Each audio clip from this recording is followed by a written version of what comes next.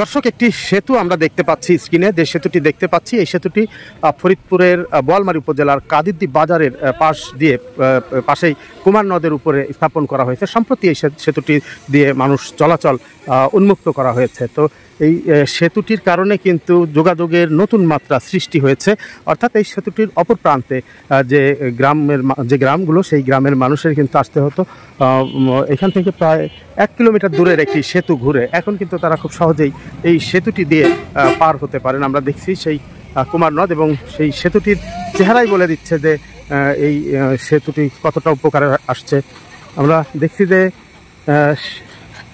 আচ্ছা, এই সেতু দিয়ে কোন কোন গ্রামে যাওয়া যায়? দিতে চতর যাওয়া যায়, কানপুর যাওয়া যায়, তারপরে ভাটিয়া যাওয়া যায়।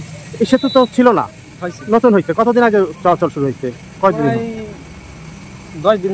10-12 দিন মাত্র। তো মানুষের কি উপকার হয়েছে? আসলে উপকার হয়েছে। সত্যি কিরকম হয়েছে বলেন তো?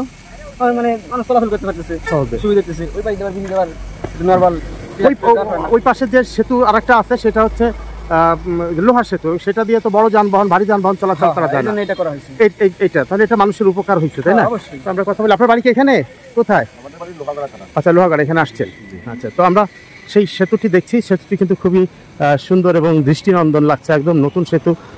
সেই নতুন সেতু, এবং আমরা দেখছি যে এখানে কিন্তু এই যে পানি দেখছি, কুমার নদ। এই কুমার নদের উপরে সেতুটি হয়েছে, এবং সেতুর সাথে কিন্তু আমরা দেখতে পাচ্ছি যে কানেক্টিং যে সড়ক, সেই সড়কও হয়েছে। সেই সড়কটি আমরা শেষ প্রান্তে গিয়ে দেখব। তার আগে এই সেতুটি আমরা দেখছি। তো যেটি বলবো, যে কোনো এলাকার উন্নয়নের পূর্ব শর্ত হচ্ছে যোগাযোগ ব্যবস্থা। সেই যোগাযোগ ব্যবস্থা যদি ভালো থাকে, তাহলে কোনো না কোনোভাবে সেই এলাকার মানুষ উপকৃত হয়, সেই এলাকা উন্নয়নের দিকে ধাবিত হয়।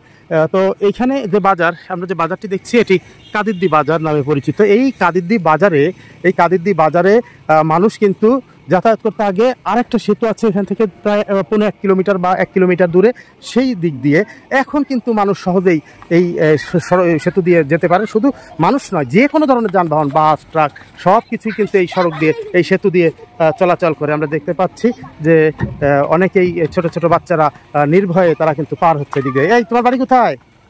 এখানেই? আচ্ছা, তুমি স্কুলে পড়ো? কোথায় তোমার স্কুল? ও, এই পারে, অপর প্রান্তে নদীর। তোমার বাসা কোন পারে?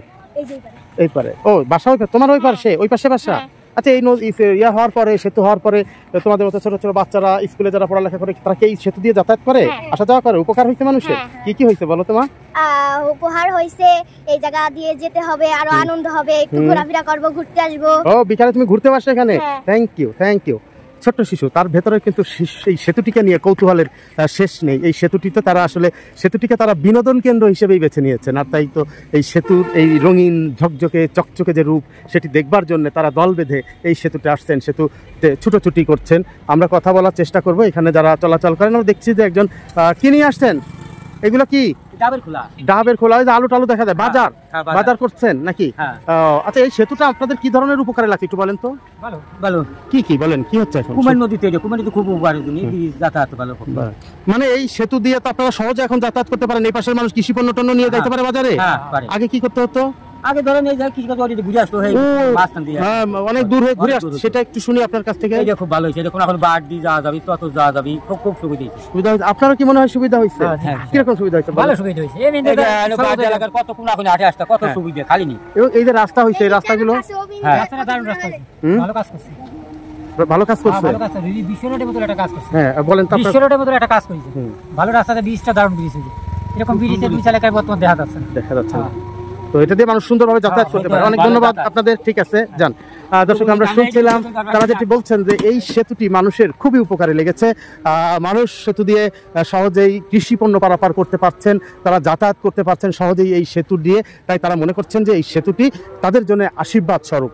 ভালো থাকবেন, সুস্থ থাকবেন। দেখা হবে নতুন কোনো ভিডিও নিয়ে। ততক্ষণ বিদায় নিচ্ছি। আমি MI টিটো।